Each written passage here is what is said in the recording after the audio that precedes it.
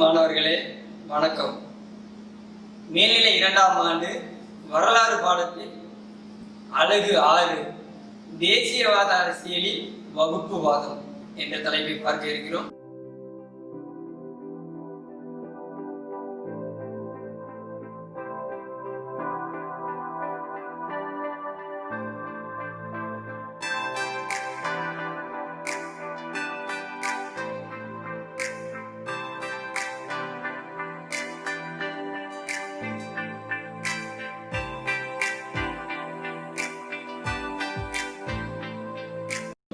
இதில் முதல் தலைப்பாக பிரிட்டிஷ் இந்தியாவில் வகுப்புவாத வளர்ச்சி மற்றும் தோற்றம், அனைத்து இந்திய முஸ்லிம் லீக் உருவாக்கம், இந்த 2 தலைப்புகளும் சென்ற வகுப்பில் பார்த்தோம். இந்த வகுப்பில் நாம் காண இருக்கும் தலைப்புகள் அகில இந்திய இந்து மகாசபையின் எழுச்சி, முதல் காங்கிரஸ் அமைச்சரவை, மீட்பு நாளாக கடைபிடித்தல், நேரடி நடவடிக்கைகள் நாள். இந்த 4 தலைப்பை பற்றி தான் விரிவாக காண இருக்கிறோம். முதல் தலைப்பாக அகில இந்திய இந்து மகாசபையின் எழுச்சி. 1906ஆம் ஆண்டு முஸ்லிம் லீக் உருவாக்கப்பட்டது. இதனைத் தொடர்ந்து 1909ஆம் ஆண்டு இந்திய கவுன்சில் சட்டத்தின்படி முஸ்லிம்களுக்கு தனி தொகுதி வழங்கப்பட்டது. இதனை அடிப்படையாக கொண்டு இந்துக்களுக்கும் அகில இந்திய அளவில் ஒரு அமைப்பு வேண்டும் என்பதற்காக 1915இல் அகில இந்திய இந்து மகாசபை தொடங்கப்பட்டது. இதன் தலைமையிடம் டேராடூன். இந்த பகுதி தற்போது உத்தரகாண்ட் மாநிலத்தில் உள்ள ஒரு பகுதி தான் டேராடூன். உத்தரகாண்ட் மாநிலத்துடைய தலைநகராகவும் எதுன்னு பார்த்தோம்னா டேராடூனாக தான் இருந்தது. பின்பு இந்த அகில இந்திய இந்து மகாசபையினுடைய கிளைகள் பல மாகாணங்களிலும் தொடங்க ஆரம்பிக்கப்பட்டது. அப்படி எந்தெந்த மாகாணங்களில் தொடங்க பெற்றது என்றால் அலகாபாத், பீகார், சென்னை, வங்காளம், கான்பூர், லக்னோ, லாகூர் போன்ற இன்னும் பிற மாகாணங்களிலும் இந்து மகாசபையினுடைய கிளைகள் தொடங்கப்பட்டன. பிறகு 1920, 22 காலகட்டங்களில் அகில இந்திய இந்து மகாசபை செயல்படாமல் இருந்தது. இந்த செயல்படாததற்கு என்ன காரணம் என்றால் கிலாபத் இயக்கத்தை ஒரு காரணமாக சொல்லப்படுகிறது. இந்த கிலாபத் இயக்கம் எதற்காக தொடங்கப்பெற்றது என்றால் 1914ஆம் ஆண்டு முதல் உலக போர் நடைபெற்றது. இந்த முதல் உலக போரில் நேச நாடுகளுக்கு எதிராக துருக்கி போரில் இறங்கியது. போரில் இறங்கியவுடன் முதல் உலக போரில் துருக்கி தோல்வியை சந்தித்தது. தோல்வியை சந்தித்த பிறகு பிரிட்டனுடன் செவரன்ஸ் ஒப்பந்தத்தில் கையெழுத்தும் இட்டது. கையெழுத்திட்டவுடன் பிரிட்டிஷார் என்ன செய்தார்கள் என்றால் கலிஃபாக்களுடைய பதவியை பறிக்கிறார்கள். இந்த கலிஃபா பதவியை பறித்தவுடன் இஸ்லாம் மக்களிடையே ஒரு கோபத்தை வரவழைப்பதாக அமைந்தது. இதன் விளைவாக ஒரு இயக்கத்தை ஆரம்பித்தார்கள். அப்படி ஆரம்பிக்கப்பட்ட ஒரு இயக்கம்தான் எந்த இயக்கம் என்றால் கிலாபத் இயக்கம்.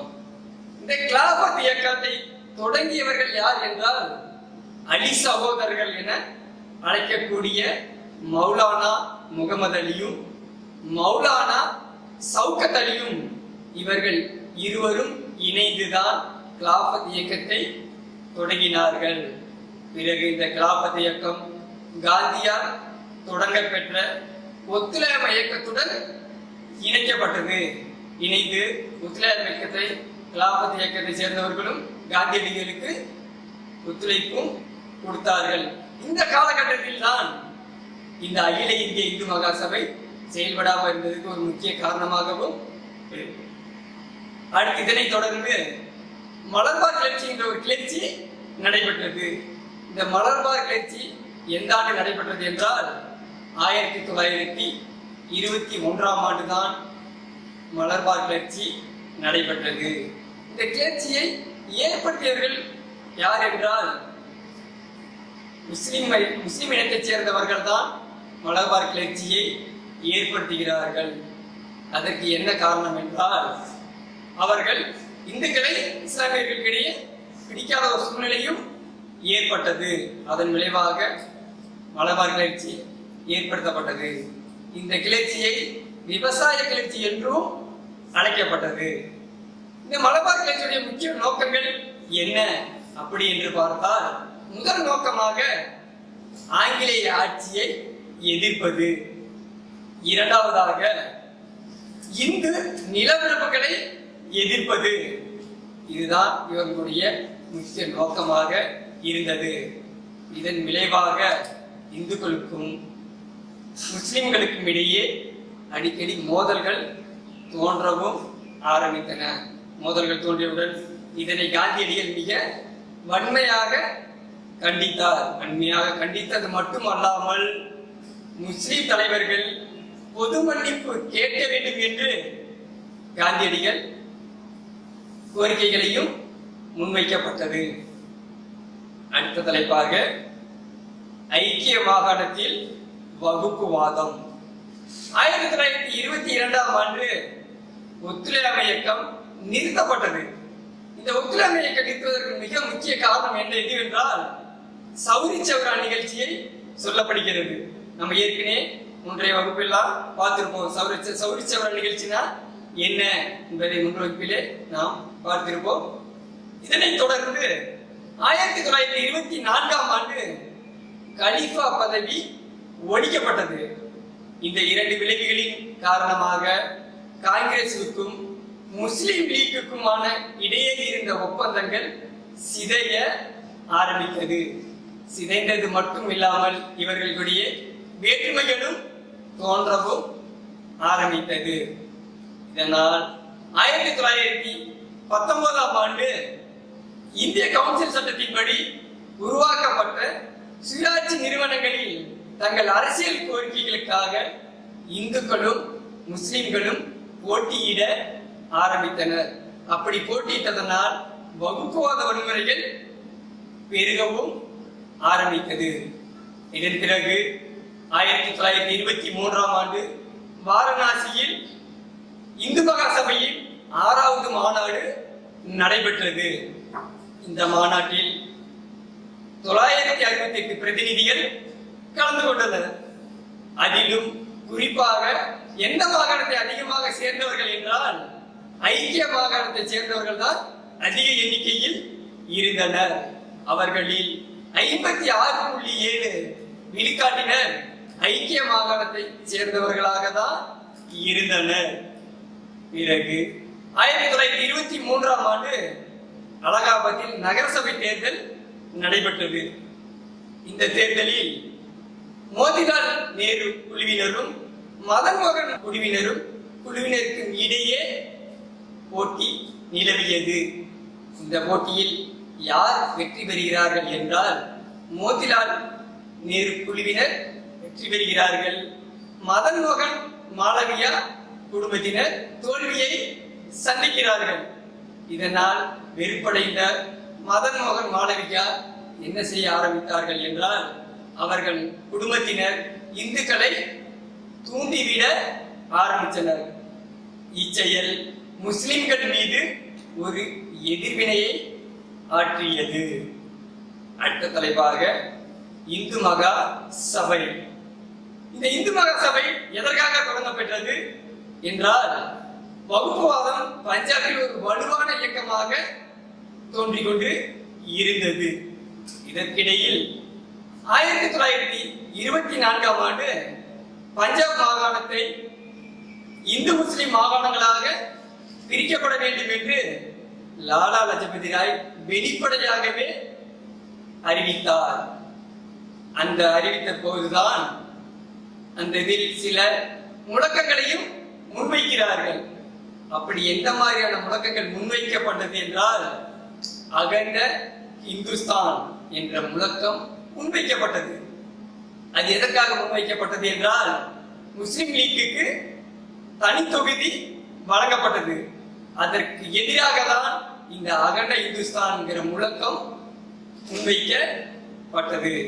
அது மட்டும் இல்லாமல் இந்த இந்து மகா சபை சுதந்திர போராட்டத்திற்காக எந்தவித பங்கும் செய்யவில்லை. இருந்த போதிலும் ஆங்கிலேய ஆட்சியை ஆதரிக்காதவர்களாகவும் இந்து மகா சபையினர் இருந்தார்கள்.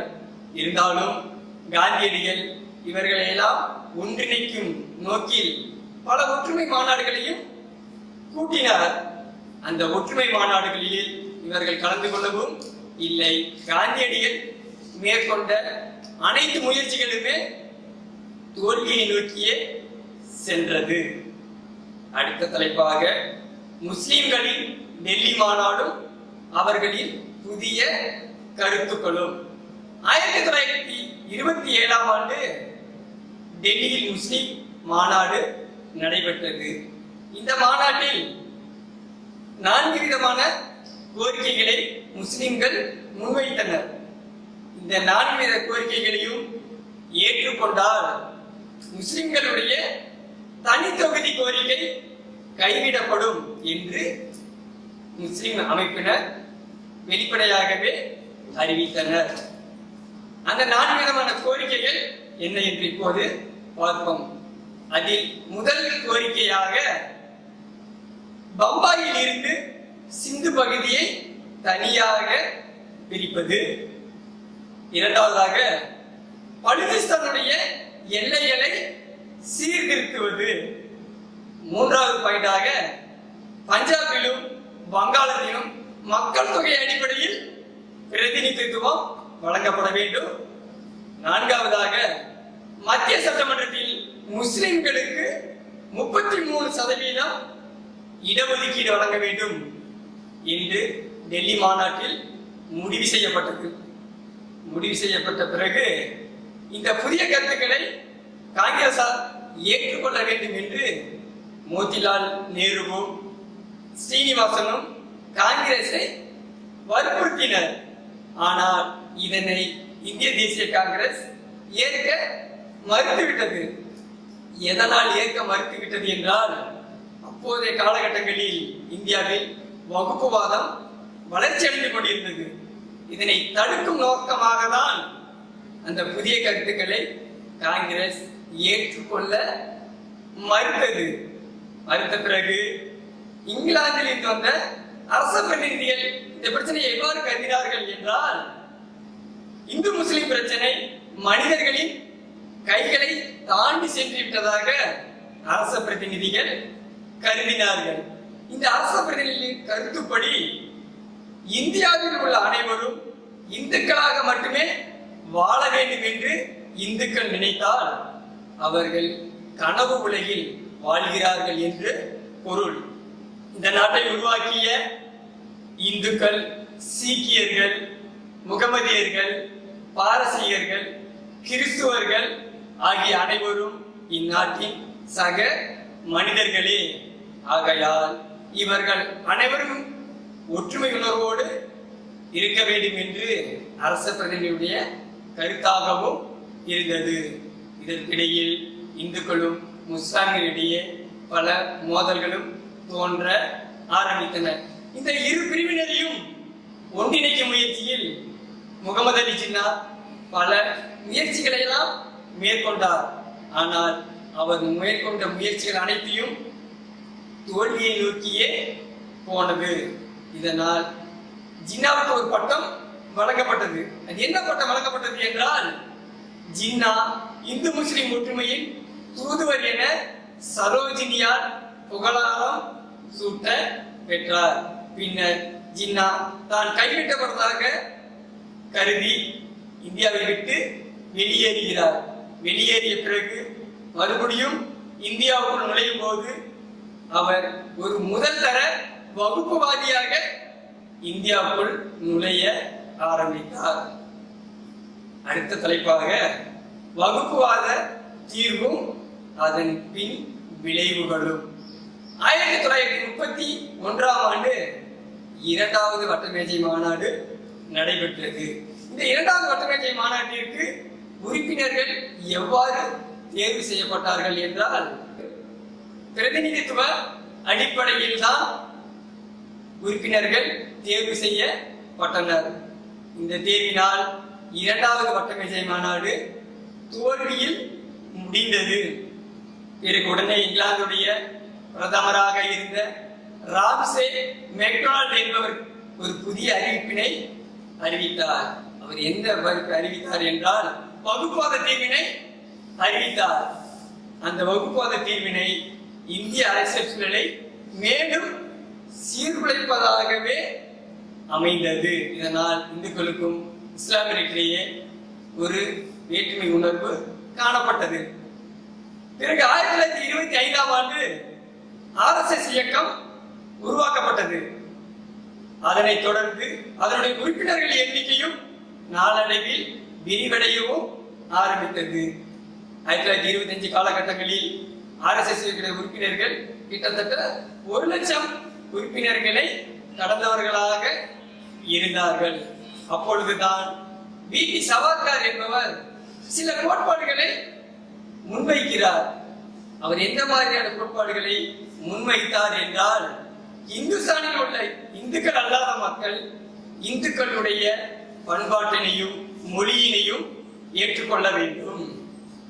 இரண்டாவதாக அவர்கள் அந்நியர்களாக இருப்பதை நிறுத்திக் கொள்ள வேண்டும் என்று V.T. சவார்கர் வெளிப்படையாகவே அறிவிக்கவும் ஆரம்பித்தார்.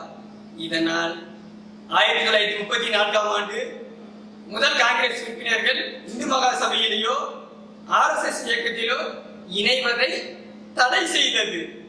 பிறகு இதையும் தாண்டி 1938ஆம் ஆண்டு டிசம்பரில் காங்கிரஸ் செயற்குழு இந்து மகா சபையில் உறுப்பினராக இருப்பவர்கள் காங்கிரஸ் கட்சியில் உறுப்பினராக இருக்க தகுதி இல்லாதவர்கள் என காங்கிரஸ் அறிவித்தது. அடுத்த தலைப்பாக முதல் காங்கிரஸ் அமைச்சரவை. 1937ஆம் ஆண்டு இந்தியாவில் 11 மாகாணங்களுக்கு தேர்தல் நடைபெற்றது. இந்த தேர்தலில் காங்கிரஸ் 7 தொகுதிகளில் வெற்றி பெற்றது. 7 தொகுதிகளா 7 மாகாணங்களில் வெற்றி பெற்றது. 3 மாகாணங்களில் மிக பெரும் கட்சியாகவும் உருவெடுத்தது. இந்த தேர்தலில் முஸ்லிம் லீக் படுதோல்வியை சந்தித்தது. அப்போது முஸ்லிம் கட்சியுடைய நோக்கமாக என்ன இருந்தது என்றால், முஸ்லிம்களின் வாக்குகளை பெறுவதை மட்டுமே தான் அது நோக்கமாக கொண்டிருந்தது. அனைத்து மக்களுடைய ஆதரவை பெறுவதை அந்த கட்சி விரும்பாமல் தான் இருந்தது.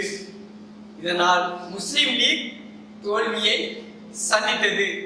இதன் விளைவாக தான் பஞ்சாபிலும் வங்காளத்திலும் வகுப்புவாத உணர்வுகளை இஸ்லாமியர்கள் தூண்டிவிடவும் ஆரம்பித்தனர். இதனால் முஸ்லிம் லீக் இஸ்லாம் மக்களுடைய ஆதரவை பெறுவதற்காக இஸ்லாம் ஆபத்தில் உள்ளது என்ற முழக்கத்தையும் முன்வைத்தார்கள். இந்த முழக்கத்தினை முகமது அலி ஜின்னா நன்கு பயன்படுத்தியும் கொண்டார். அடுத்த தலைப்பாக மீட்பு நாளாக கடைபிடித்தல். 1939ஆம் ஆண்டு 2ஆம் உலகப் போர் நடைபெற்றது. இந்த காலகட்டங்களில் தான் இந்தியாவுடைய அரச பிரதிநிதியாக இருந்த லின்லித்கோ பிரபு இந்தியாவில் 2ஆம் உலகப் போரில் பங்கு பெற்றுள்ளது என்று லின்லித்கோ அறிவித்தார்.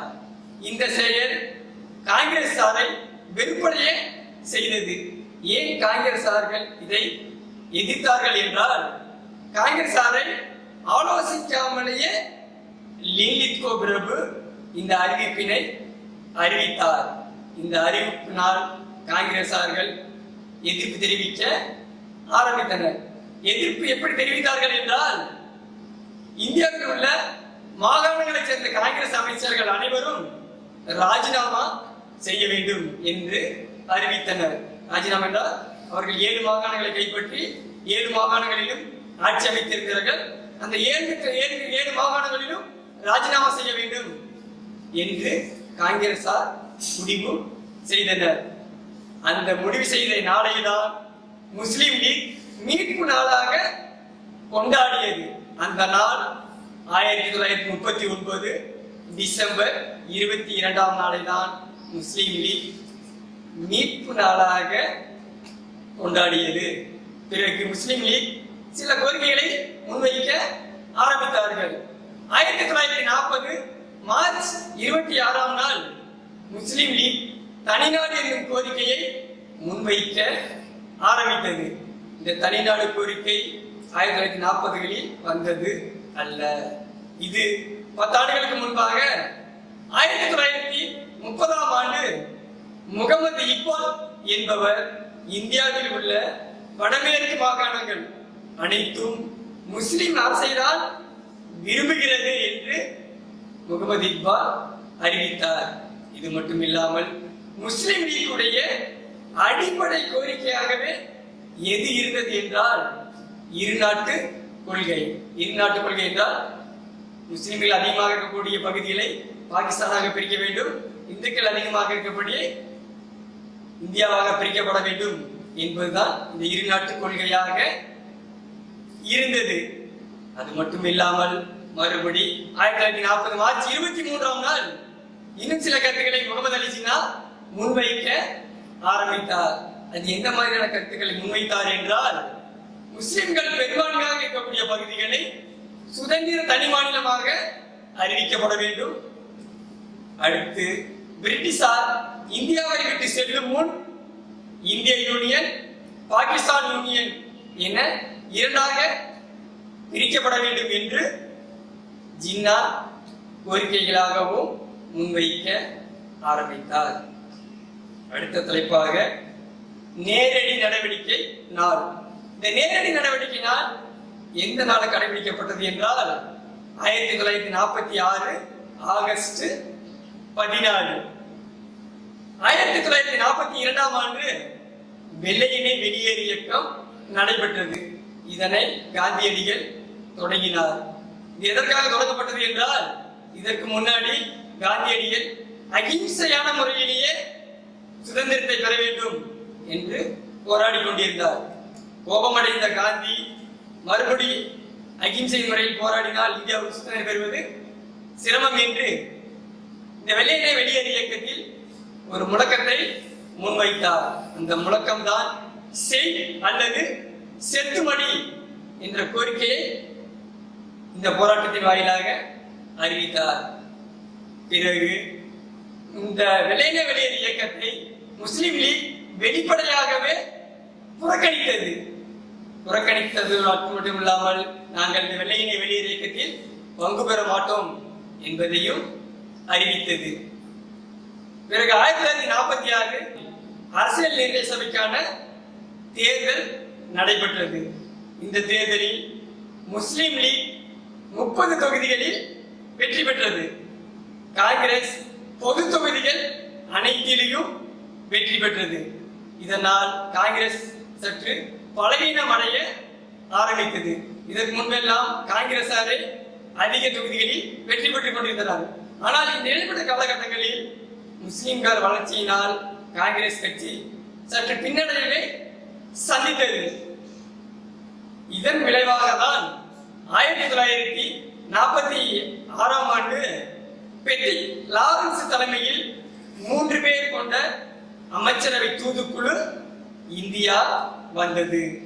இந்த குழு எதற்காக வந்தது என்றால், காங்கிரசாரையும் முஸ்லிம் லீக்குடைய பிணக்கத்தை தீர்த்து ஆட்சி அதிகாரத்தை ஒரு இந்தியரிடம் ஒப்படைக்கப்பட வேண்டும் என்ற நோக்கத்திற்காக தான் இக்குழு இந்தியாவிற்கு வந்தது. வந்தவுடன் இக்குழு 3 அடுக்கு கொண்ட கூட்டாட்சி முறையினை அறிவித்தது. அறிவித்தது மட்டும் இல்லாமல் இதனை காங்கிரசும் ஜின்னாவும் அமைச்சரவை தூதுக்குழு திட்டத்தை ஏற்றுக்கொண்டனர். பிறகு ரகசிய பேச்சுவார்த்தையின் காரணமாக முஸ்லிம் லீக் இதனை ஏற்க மறுத்தது. மறுத்தவுடன் இதற்கு எதிர்ப்பு தெரிவிக்கும் விதமாக 1946 ஆகஸ்ட் 16ஆம் நாளை நேரடி நடவடிக்கை நாளாக கடைபிடித்தது மட்டுமில்லாமல் இந்தியாவில் வன்முறைகள் வெடிக்க ஆரம்பித்தது. வன்முறை வெடித்தது மட்டுமல்லாமல் இந்தியாவில் பலாயிரக்கணக்கானோர் உயிரிழக்க ஆரம்பித்தனர். இதெல்லாம் கண்ட காந்தி நாட்டை பிரிவினையை காந்தி ஒப்புக்கொண்டார். ஒப்புக்கொண்டது மட்டும் இல்லாமல் இதனை ஜின்னாவும் ஏற்றுக்கொண்டார். ஏற்றுக்கொண்டவுடன் இந்தியா பாகிஸ்தான் பிரிவினை உறுதியானது. இந்தியா பாகிஸ்தானை பிரிவினை செய்வதற்காக இங்கிலாந்தில் இருந்து ஒருவர் வரவழைக்கப்பட்டார். அவர் யார் என்றால் மவுண்ட் பேட்டன் பிரபு. அவர் இந்தியாவில் வந்து இந்திய யூனியன் பாகிஸ்தான் யூனியன் என இரண்டாக பிரித்து 1947 ஆகஸ்ட் 14ஆம் நாளை பாகிஸ்தானுக்கு சுதந்திரம் வழங்கியது. 1947 ஆகஸ்ட் 15 இந்தியாவுக்கு சுதந்திரம் வழங்கியது. இந்த பாடம் இதுடன் முடிவடைகிறது. இந்த பாடத்தை பற்றி ஒரு சுருக்கமாக காண்போம். இந்த பாடத்தில் நாம் கண்டது அகில இந்திய இந்து மகாசபையினுடைய எழுச்சி, அது எவ்வாறு செயல்பட்டது என்பதை பார்த்தோம். அதனைத் தொடர்ந்து முதல் காங்கிரஸ் அமைச்சரவை, இவர்கள் எவ்வாறு காங்கிரஸ் அமைச்சரவையை அமைத்தார்கள், பின்பு அது எவ்வாறு ராஜினாமா செய்தார்கள் என்பதை பற்றி பார்த்தோம். அடுத்த தலைப்பாக மீட்பு நாளாக கடைபிடித்தலை பற்றி பார்த்தோம். பிறகு நேரடி நடவடிக்கையினால் எவ்வாறு வந்தது, அதனால் இந்தியாவில் என்ன மாதிரியான விளைவுகள் ஏற்பட்டது என்பதை பற்றும் இந்த பாடத்தில் நாம் கண்டோம். இந்த பாடத்தில் இருந்து சில வினாக்கள் கேட்க ஆசைப்படுகிறேன். முதல் வினாவாக இந்து முஸ்லிம் ஒற்றுமையில் தூதுவர் என சரோஜினியால் போற்றப்பட்டவர் யார்?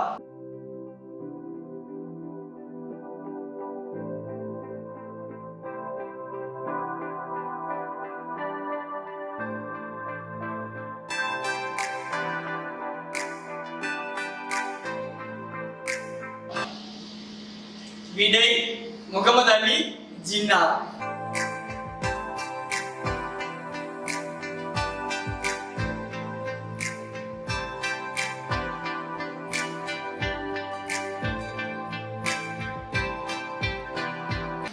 இரண்டாவது வினாவாக அகில இந்திய இந்து மகாசபை தொடங்கப்பட்ட ஆண்டு எது?